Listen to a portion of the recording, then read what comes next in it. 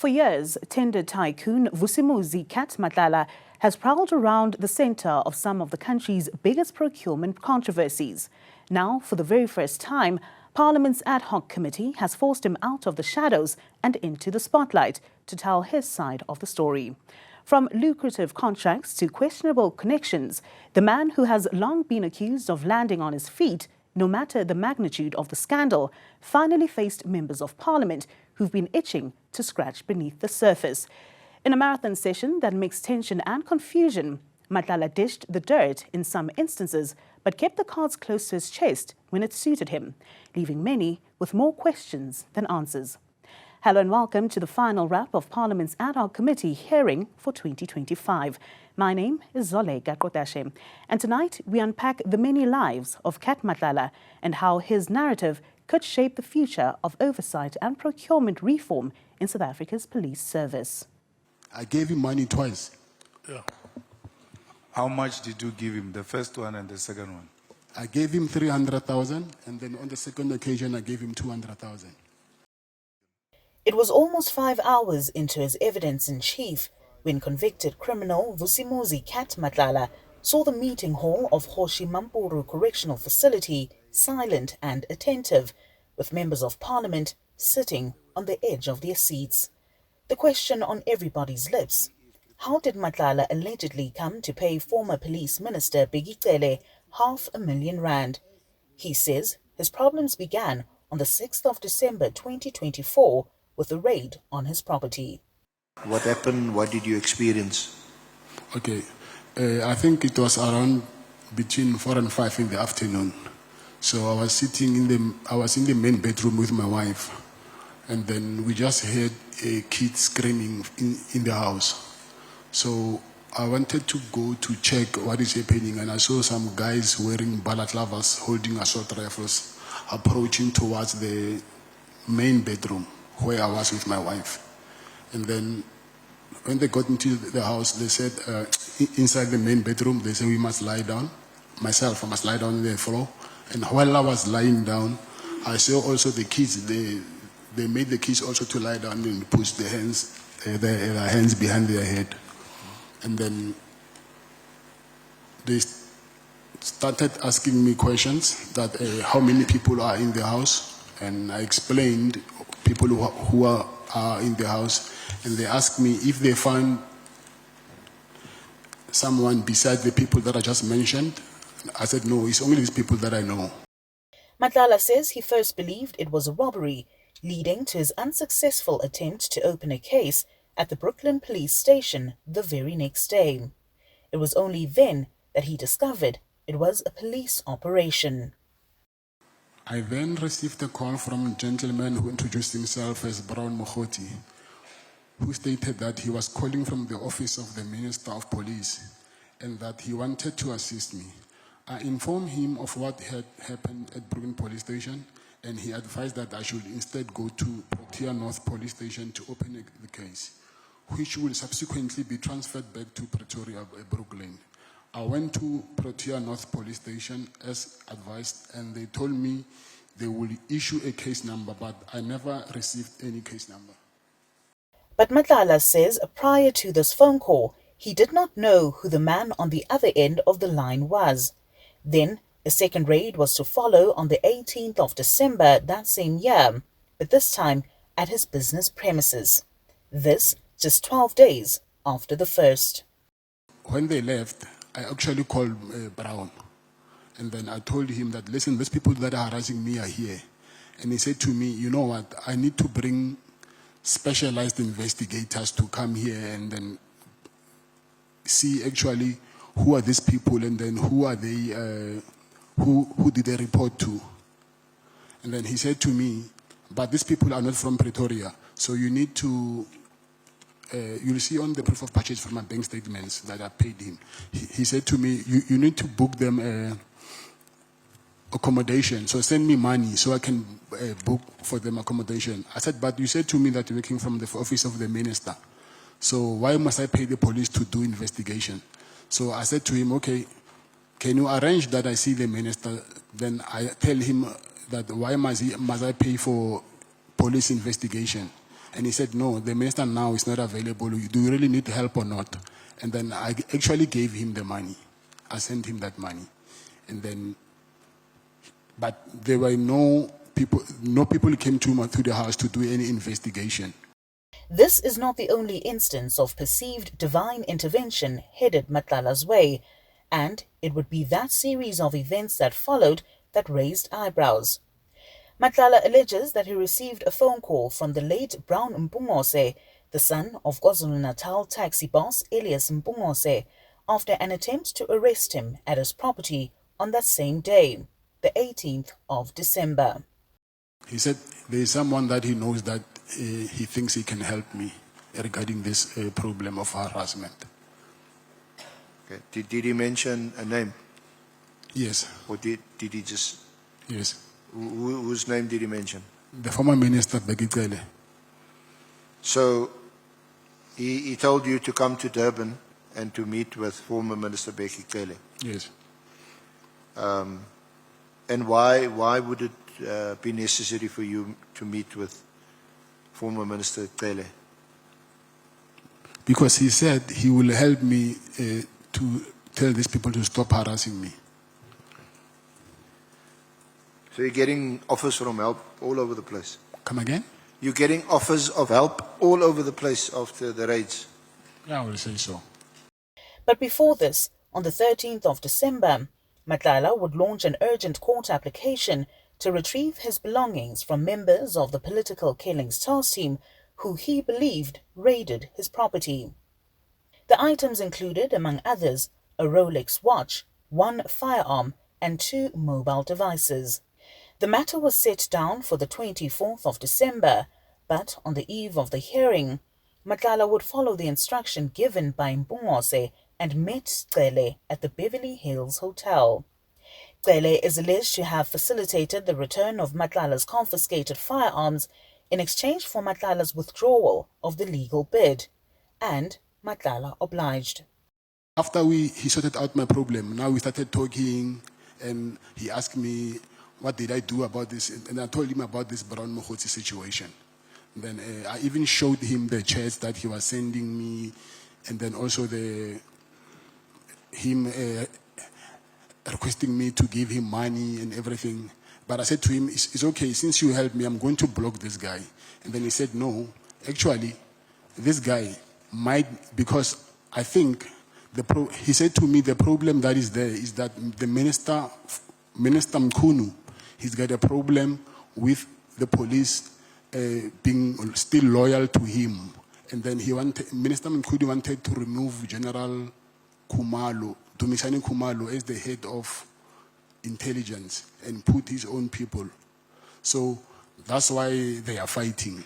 So now, this guy, since he's saying that he's close to the minister, he works in his office, don't block him. I think through him, he will lead us to the minister, because he's saying that the minister gave him the directive to do the investigations and everything. He said, I must keep on entertaining him. So, and then I told him that, but listen, this guy, he's asking a lot of money now. He wants me to pay him for this January 8th thing, whatever. And he said to me, please just do it for us, but don't give him more than 200,000. And then if he asks more than that, then you can stop giving him money. When Cele appeared before Parliament's fact-finding body, he told lawmakers that he had never received money from Matlala, but admitted to one thing. When did you gain access to his penthouse? And towards the end of January. So you have known him for less than a month, or a month? A month, yes. Did it not concern you that someone, a stranger, offers you to live at his place freely? There is no relationship, there is no association, there is completely nothing. You only met once or twice, then there is this hospitality towards you, given these problems that he has presented before you, given your experience in the police service. Was there no concern that what might be at stakes here, that I'm given this hospitality by a stranger? Was a person you have known for a month. It's probably a stranger. where you don't know much about that person. So did it not raise some discomfort and some concerns that you are really offered this hospitality by a stranger? No, I took it. I took it. I'm not in government. So if I'm in Pretoria, I pay my money. There is a hotel that I spent. Yes, I'm in Pretoria and I'm not paying. And I took it. And if I were in government, I would have gone and declared. But I declared to nobody now.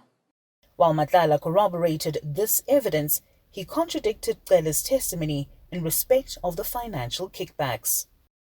Did former Minister Cele lie under oath about those issues in relation to your name? Yes, he lied under oath. Thank you. If he was asking, he was sucking information, why would he even ask me to ask my protectors to take him and his wife to a wedding somewhere in Lanseria? So that there was no way from me sending my protectors to drive him to a wedding. There was no way he will get information from those guys. He don't know them. If he wanted information, he was supposed to all the time make sure that I'm with him so that he can suck information from me. But it was for his own benefit. I even gave him even money. If you are here to suck information, that money, declare it somewhere that, okay, this guy gave me this money. And then, but since we know that for him, we want information, I had to ask money from him. I don't think he even declared that money. I gave him money twice. Yeah. How much did you give him, the first one and the second one? I gave him 300,000, and then on the second occasion, I gave him 200,000. According to Matlala, the first payment of 300,000 rand was made in January this year, when Cele was at his penthouse and in the presence of Mpungose. Matlala says his sister, Claudette Masete, would be the one to withdraw the stack of cash. Matlala and Masete took a casual stroll back to the penthouse with the wads of cash in a black Woolworths bag, ready for Cele. At what point does he ask you for money? Or do you offer him money? And what amount? I offered him, the first payment, it was 300,000. So it was in January this year. And for the reason for me to give me that money is because of he asked for money. He asked for the money? Yes. Did he mention 300,000 rand? No, he actually wanted 1 million rand. He actually wanted 1 million? Yes. And your response was, I can't give you 1 million, but I can give you 300,000. No, I didn't give him 300,000. I gave him 3, and then again I gave him 2, like I mentioned. And the day I decided to stop, I was supposed to give him 300,000 again. And you say that at the time the late Mpungose was present? Yes. And what was your reaction to that someone is demanding, someone of that stature is demanding 1 million rand from you? He actually spoke to Bongani. He said, you see, I helped your friend, and now I'm here at his apartment, and he's not even doing anything to show appreciation. And then I said, but what do you mean? Because I even offered you a place to stay. He said, no, but this won't pay my bills. According to Matlala, that was not the only instance in which the booted police minister would demand cash. On the next occasion,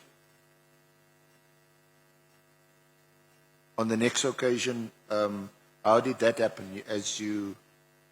When you paid him made the second payment to him of 200,000, which you say was around about March 2025, that was at the Beverly Hills Hotel. Yes, that's correct. And how did that happen? Was it in your hotel room? Or No. did you arrange a room?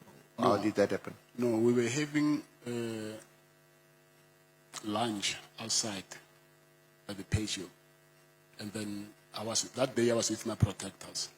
And then me and him, we walked outside the hotel. There's a parking outside the hotel there. And then I asked one of my protectors to go to my car and give me the bag. And then I took that bag, I went with him to his car. I remember he was driving a red Jeep. And I gave him, then he put the money inside the Jeep and then he drove off. And you say that was his red Jeep? I'm saying he was driving a red Jeep. He was driving. Whether it's his or not, I don't know. And there at the Beverly Hills, is it that he asked you again for the balance or asked you specifically for 200,000? How did that happen? He wouldn't say a specific amount. He will just say, call and say, do something. Do something. Whether it's 300, 500 or 300, 200, so whatever I had at that time, and then I'll just go and drop it off. But in keeping with Cele's instruction to keep Mokgotsi close, he would also part with more money, this time allegedly paying about 200,000 rand to Mokgotsi. It was accommodation, flights.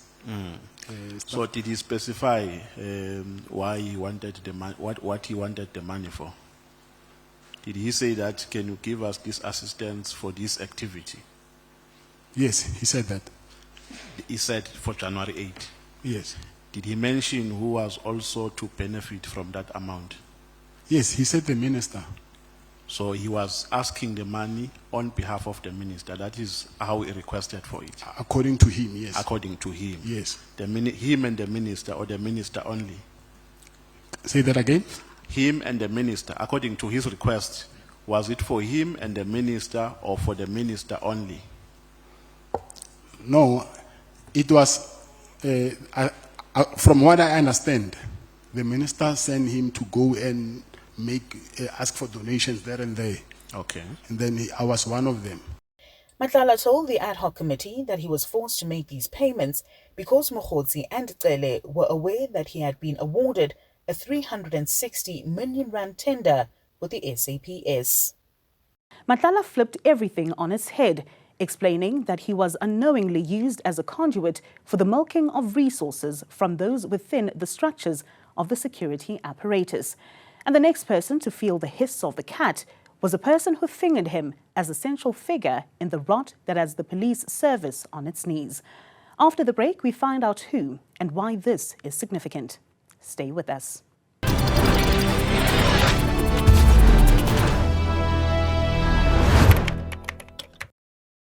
It was on the 6th of July when the gloves came off for all to see. And now, 4 months later, it seems the boomerang has landed in the hands from which it was released. Matlala not only pointed his finger at KwaZulu-Natal Police Commissioner Lieutenant General Newzroom Afrika, but also accused him of illegality and corruption. Vusimuzi Cat Matlala is financially supporting the Minister of Police and Mr. Brown Mokgotsi's political endeavors. 4 months ago, KwaZulu-Natal Police Commissioner Newzroom Afrika made these damning allegations. However, the man alleged to be at the center of the allegations of the capture of the criminal justice system, Vusimuzi Cat Matlala, claims Mkhwanazi himself is not clean. After his engagements with Cele, Matlala alleges that the former police minister directed him to KZN's chief cop to assist him with the challenges he was experiencing with the SAPS tender. It was then that the alleged underworld boss met the province's top cop at the Pearls of Umhlanga on the 15th of April 2025. Matlala also says he enlisted the company of a friend to meet Mkhwanazi, KZN Hawkshead Major General Lisija Sinona. When I was with Mr. Cele, and then because he kept on asking me for money, and then I told him that, listen, SAPS is not paying me in time, and then also I don't even get enough purchase orders, so I'm not making a lot of money, though the contract is there, but I'm not making that money that you guys assume that I'm making. And then I told him that the person who's in charge of this contract, I think I'll say the custodian of this contract, is Lieutenant General Nkua. And then he said, yes, I know about your problem, but I think the best person that you need to talk to is General Mkhwanazi. Mkhwanazi allegedly told Matlala that he enjoyed a close relationship with Lieutenant General Dineo Ngua, the head of human resources in the police service, who was allegedly described by Mkhwanazi as a stumbling block and was willing to assist him with the controversial contract. When you met General Mkhwanazi, was General Sinona with you? Yes. And you say that Sinona is an old friend of yours. He is. That's a big brother. What was the reason why General Sinona was also... Did General Sinona accompany you to the meeting, or was General Sinona there when you met General Mkhwanazi at Pearls? Yes, he actually came to fetch me. I was at the hotel next to Beverly Hills at the Oyster Box. He came there to fetch me, and then... What was the purpose of your meeting? And why did General Qele arrange this meeting with Mkhwanazi? Yes, I was complaining to General Qele that I'm not getting purchase orders, and then my payments are being delayed. And according to Matlala, he would need to part with more money. And then you said at paragraph 130, Lieutenant General Mkhwanazi provided me with the address of her latest purchase, which was a house in Pretoria East. The message I got was clear.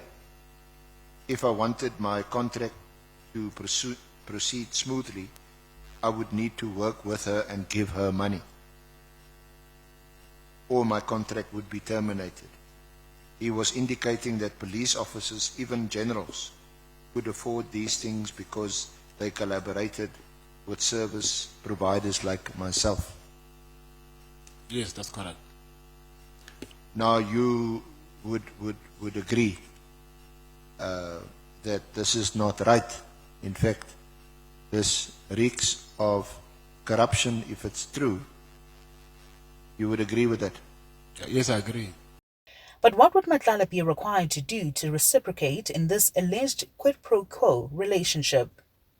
I was supposed to convince the person that Minister General Mkhwanazi and his team tortured to withdraw the charges against them, and also tell him that he must say the person who forced him to lay charges is Minister Mkhunu and General Sivia.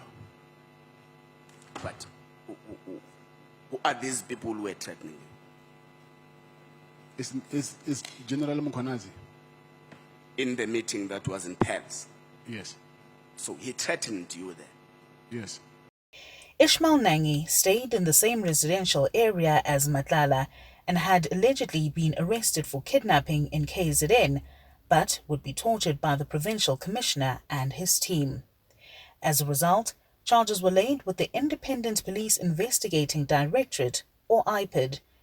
And when Matlala was unable to convince Nangi, who also sued Mkhwanazi for 10 million rand to withdraw the charges, together with his brother-in-law, who is unable to speak as a result of the alleged torture, that is when Matlala's woes got worse. The very next week, on a Wednesday, you were arrested and charged with the attempted murder of your ex-girlfriend.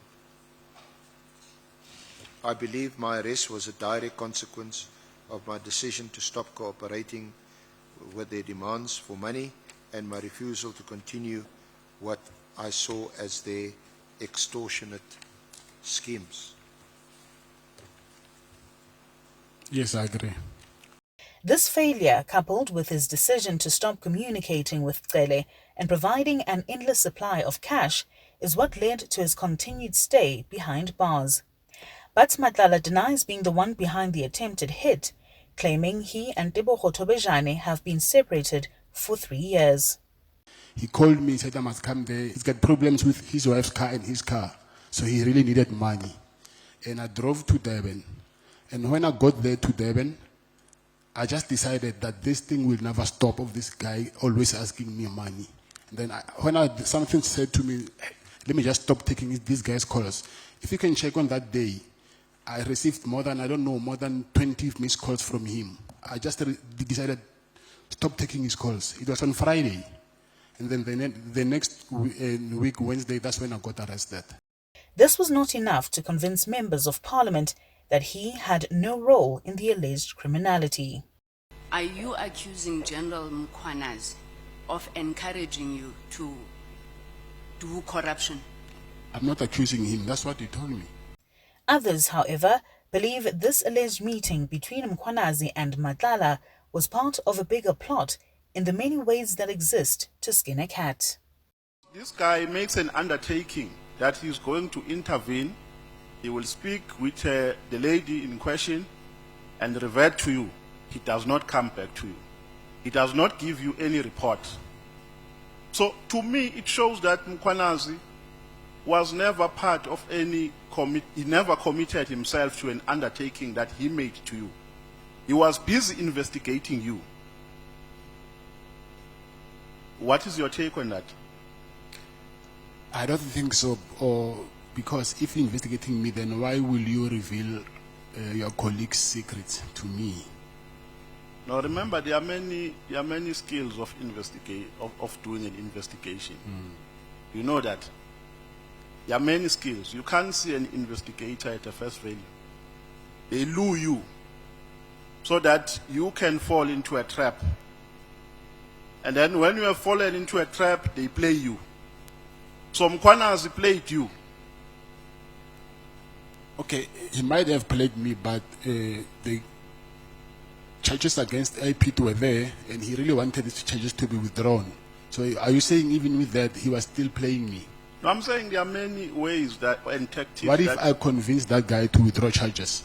No, but I'm saying there are many ways, or there are many strategies and tactics that you use to catch the mouse. That I understand, yes. But is Matlala as naive and unsuspecting as he has detailed? Not everyone is convinced that this is the case, and the tale he has relayed does not answer the key question. What was his role in the attempted disbandment of KwaZulu-Natal's political killings task team? Stay with us as we look at how evidence leaders and members of parliament tightened the leash.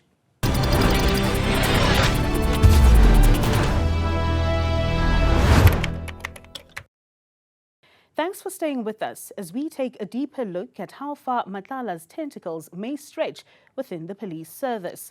A name that keeps resurfacing is that of now suspended Deputy Police Commissioner for Crime Detection, Lieutenant General Shadrack Sibiya. But the pair denies sharing a close bond. However, during testimonies, MPs discovered that oftentimes where Matlala was, there too was Sibiya. Lawmakers think that once is happenstance, twice is coincidence, 3 times is enemy action. In January of 2024, founding member of the South African National Taxi Council, or SANTACO, Zanimvula Msibi died following a short illness. Msibi was the executive chairman of Taxi Choice.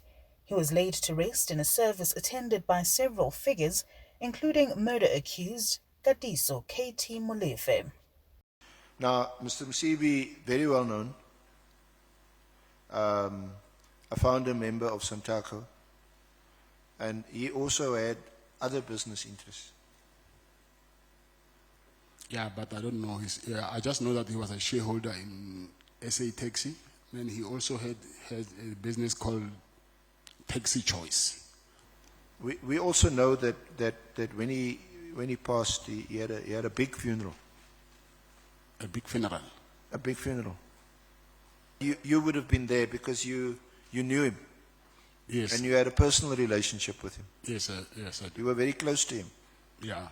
We also know from former Minister Cele that there was this funeral and he was at the funeral. Okay. Mr. Molefe was also at that funeral. Yes. Mr. Molefe is the person who was also raided on the 6th of December last year by PKTT. You know about that? Yes, I know about it. Do you have a relationship with Mr. Molefe? No, I don't. Molefe is accused of involvement in the murder of popular musician Oba DJ Somebody Sifoka in November 2022. He was spotted handing money to a Sergeant F.E. Nkosi in video evidence presented during the Commission of Inquiry investigating allegations of criminal infiltration and political interference in the criminal justice system. Do you regard Sergeant or Colonel Nkosi as a friend of yours? No, not as a friend. Sorry? Not as a friend. But he's come to your house, Yes. and you share or shared a passion for cycles, motorcycles, Yes, and and he did a lot of things for you, you said. yes. I remember one time that I asked him to come to go fetch my bank card and buy for me a bike for a battery for a speedboat because my battery was dead and bring it to the farm.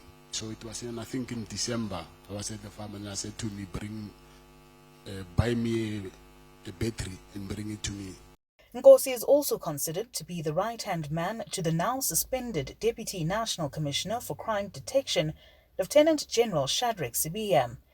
Despite these links, the pair disputes sharing a close relationship. You make police officers run your errand. You are in charge.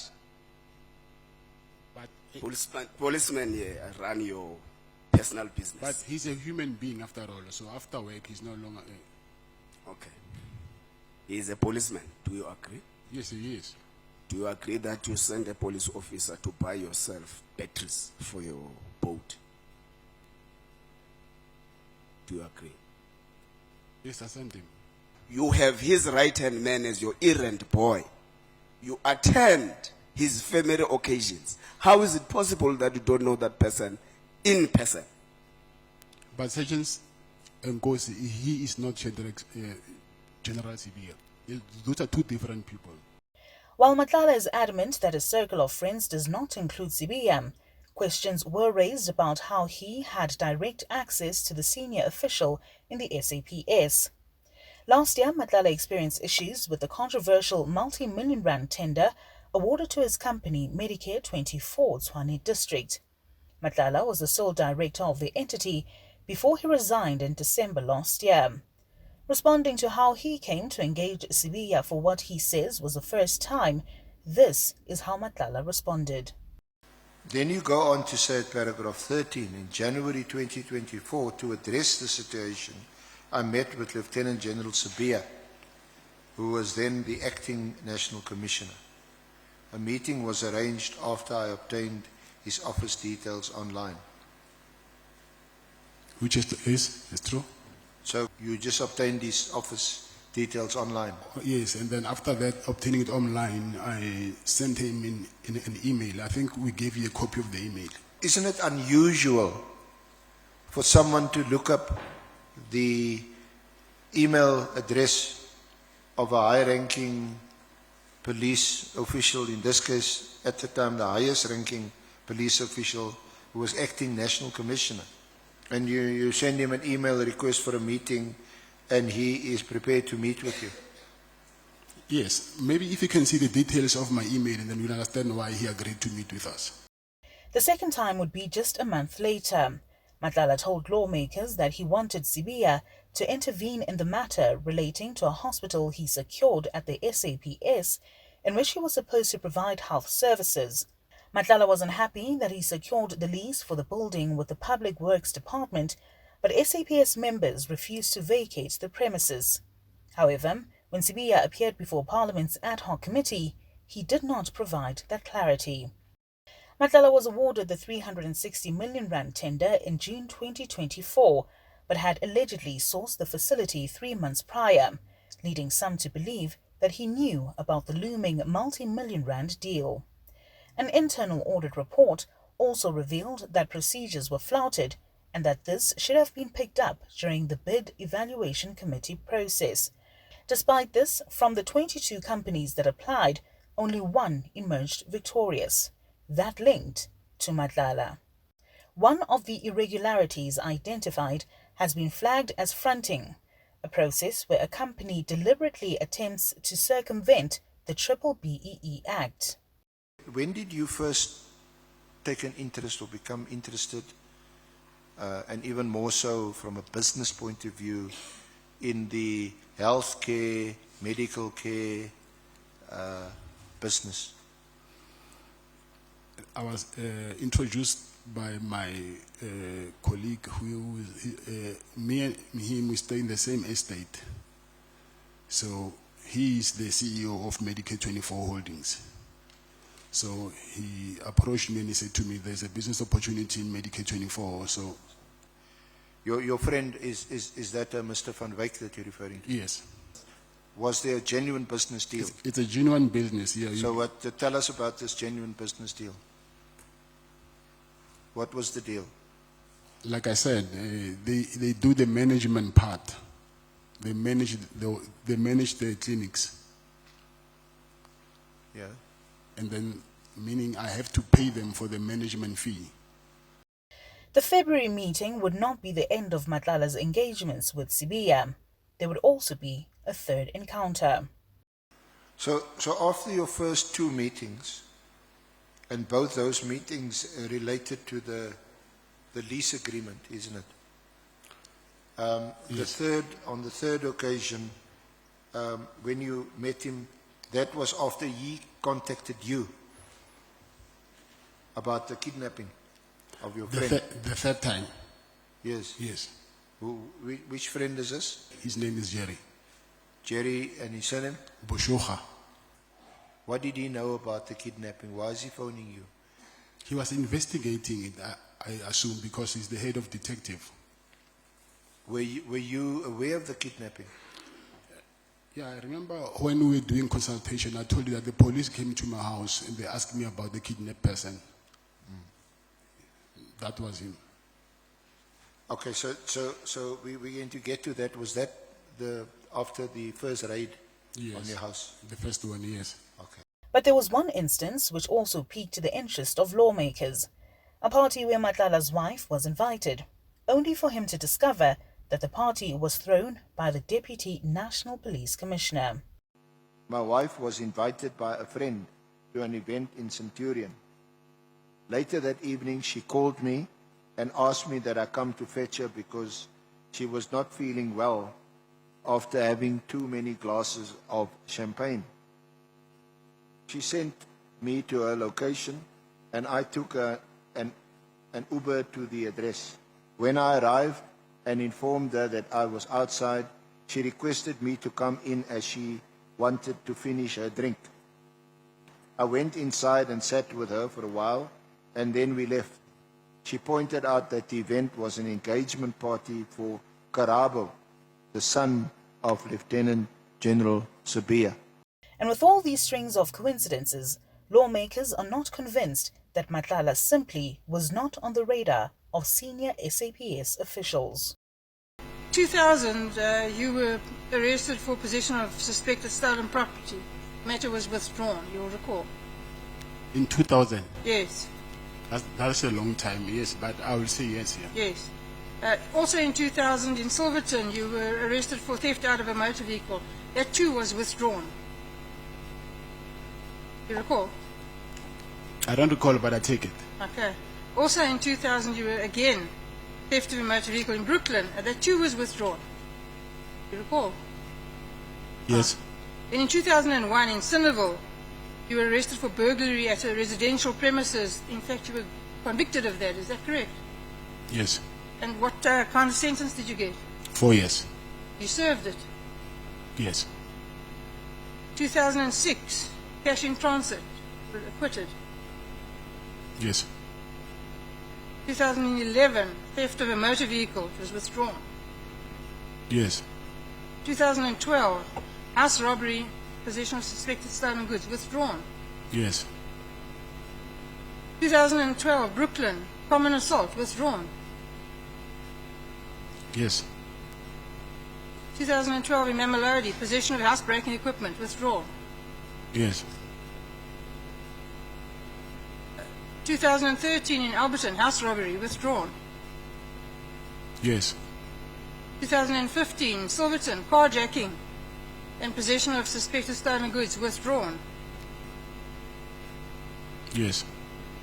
2016, possession of a firearm without a license, impersonation of a police officer, resisting and obstructing or assaulting a police officer, withdrawn. Yes. 2018, attempted murder, withdrawn. Yes.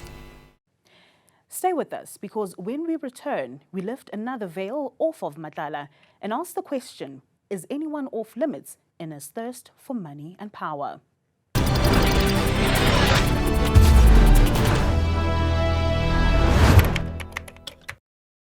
Thanks for staying with us as we look at why Matlala is accused of being a drug lord, and his relationship with Pretoria businessman Jerry Boshoga may hold some clues.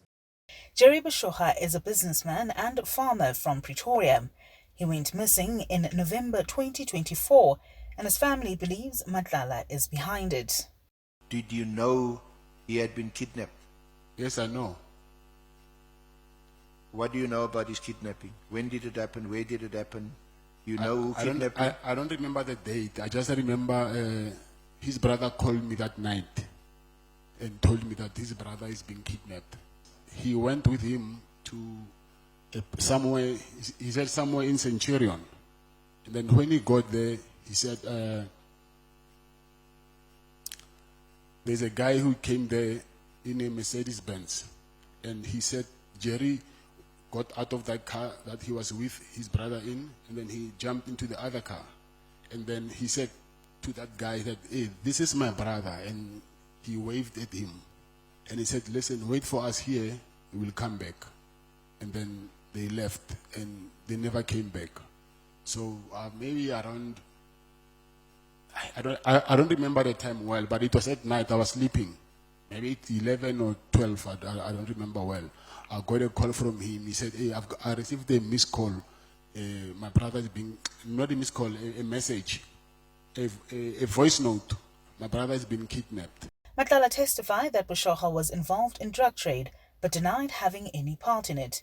He also emphasized that this was not enough to sever relations with the man he described as a younger brother. You're okay with your circle, comprising of drug dealers? Not okay, but I wouldn't judge him. Did you borrow Jerry any money, or Jerry saw you as friends? Have you ever had an exchange of monies where Jerry owed you money? Yeah. How much? I think I see maybe 110-something thousand. And when you borrowed the money, it was for what purpose? He said he was also doing cattle farming. So I borrowed him 1 million, but I gave him I gave him first, I think, 500,000 4 and 1. Yeah. And he said it was for his business. It was also discovered during police investigations that the torn white sheets seen in Boshoga's ransom videos were similar to the ones found in Matlala's house. When the police went to your house for the raid, they claim that they found the sheet in one of the employees' rooms, which looked very much like the sheet in the videos that were demanding ransom for Jerry. How do you explain that? I don't need to explain it. I do not even understand how is that possible, because first of all, this drug kingpin that they claim that I am, I will go to an extra mile of kidnapping someone, but somehow I forgot to arrange a safe house and end up putting someone in my own house where there is staff, there is children, there is my wife. What if they see that person there? So it's easy for them to go to the police. So that thing that they're saying, I see what they are up to, but it does not make sense to me. So the correct way to do it would have been to put him in a safe house? But it does not make sense. How can you kidnap someone and stay with him in your own house? Matlala says Boshoga still owes him 100,000 rand. He denies that he assists his friends in exchange for favors, or that he stipulates a strict payback model each time he offers loans to his loved ones or offers them gifts. Such was the case when, in a gesture of goodwill, he donated vehicles to his good friend Julius Mkhwanazi, the acting head of the Ekurhuleni Metro Police Department. Mkhwanazi has been placed on suspension following damning allegations made against him at the Commission of Inquiry investigating criminal infiltration in the justice system. It's alleged that in exchange for his generous donation, Matlala's vehicles would be fitted with blue lights, allowing him to run amok in the Gauteng province. So he arranged for your company to protect the mayor of Ekurhuleni. Yes. And did you get paid for that? No. Did it free? Yes.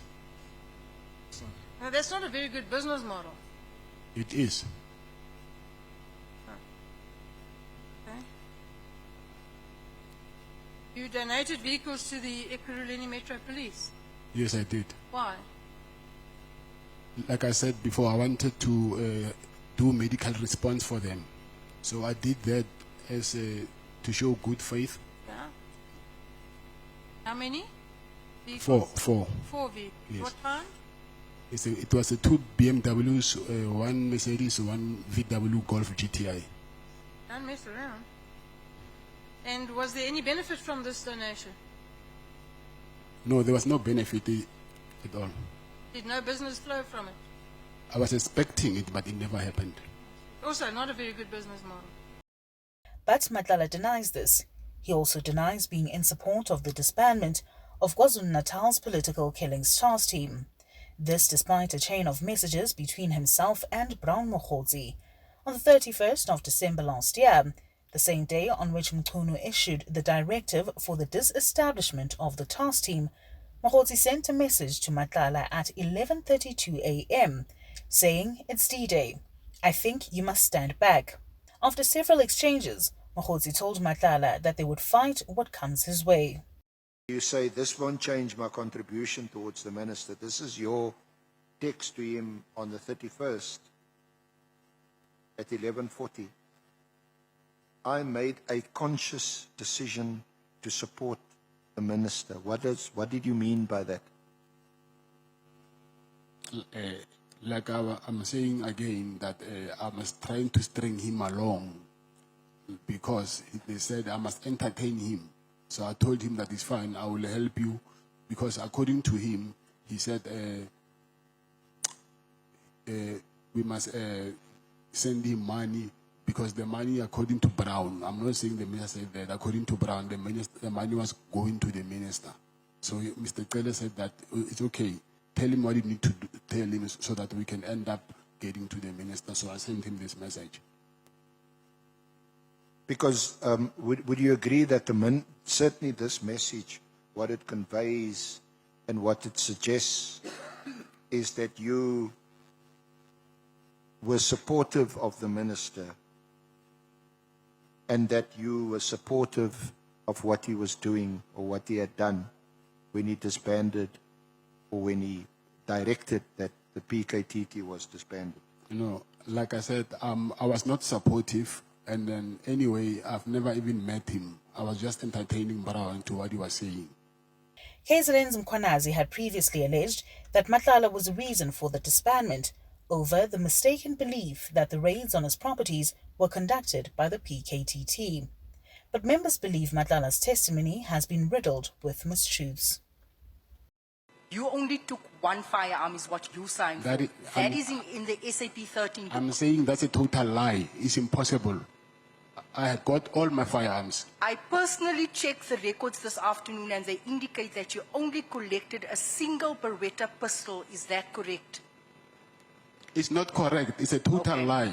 And I'm starting to have worries now. Why did you not collect all the other firearms? That because is a on lie. the first raid, I think they raided and they took about 5 firearms that was there with ammunition. The second raid was probably about 20 firearms. That was recorded in that book that I saw today.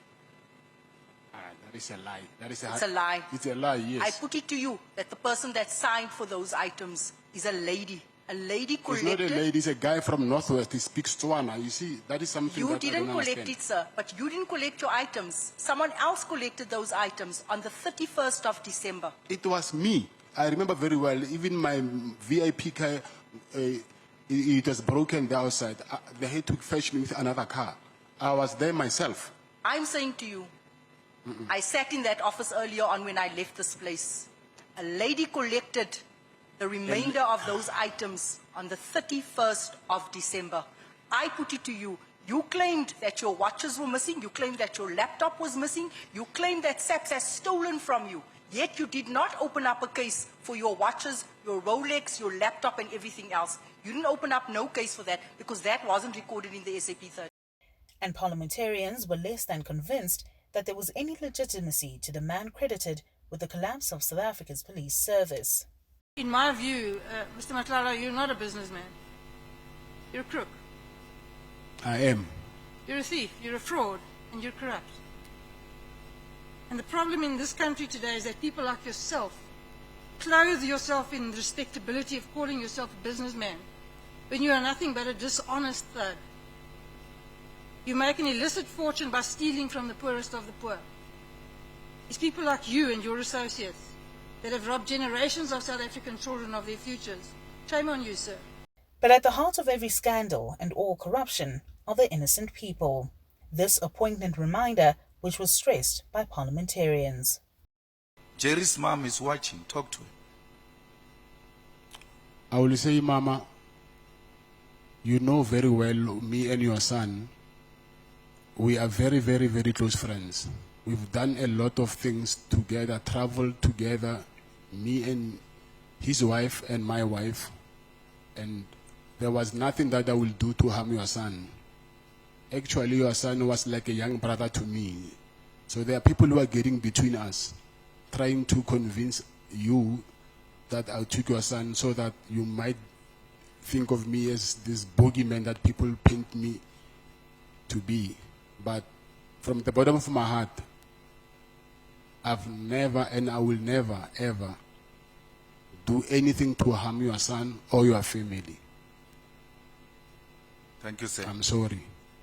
After 2 days of testimony, one thing remains clear. The cat and mouse game between senior officials in the SAPS is far from over. Matlala's testimony marks the last to be heard before Parliament's fact-finding body in 2025. In the next year, more central figures such as Crime Intelligence Head Lieutenant General Dumisani Khumalo are expected to assist lawmakers in their quest to connect the dots. But there are others, such as controversial figure Brown Mokhotsi and forensic investigator Paul O'Sullivan, that have forced the claws of parliamentarians out. But the conversation around the country's security machinery is likely to keep dominating the now quiet halls of Parliament's chambers, the filled cells of Hoshi Mampuru Correctional Facility, and the homes of all South Africans who undeniably suffer because of the fractures in the high echelons of the SAPS. As Newzroom Africa, we'll continue sharing these details when they continue unfolding in 2026. Stay tuned to Channel 405. I'm Zoleka Qodashe, and thanks as always for watching.